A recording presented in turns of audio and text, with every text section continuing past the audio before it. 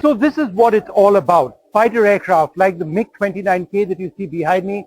This is going to be the primary fighter, the only one at the moment deployed on board Vikrant.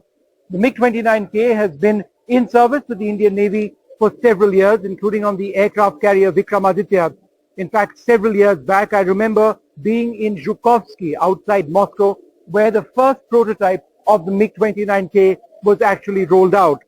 The Indian Navy has had a mixed experience with this fighter aircraft. Reliability has been a concern, something which has been asserted in Comptroller and Auditor General reports in the past. And there's also an effort to consider newer, more modern aircraft, for example, the Rafale or the F-18. But for that to actually become a deal process is an altogether different story. For now, as far as Vikrant is concerned, it is the MiG-29K which will remain its primary defensive and offensive fighter aircraft for all operations.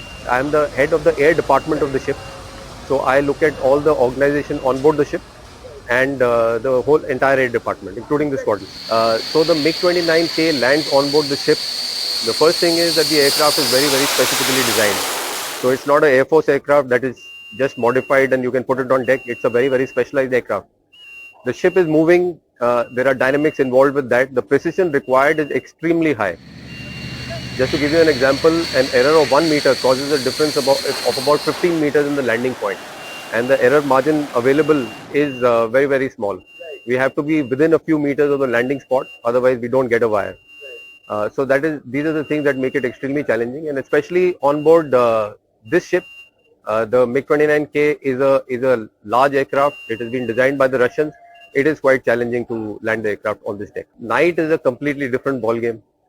It becomes much more exciting.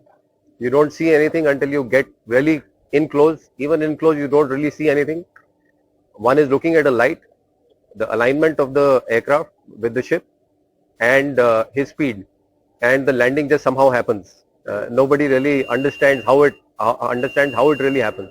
So it's just an event which happens in between when all these things are going on. So we dominate quite a large area, and it is the same as all carriers around the world. We have different airspace classifications around the ship. There is a certain area wherein no one else is allowed. There is a certain other area that we dominate using our aircraft.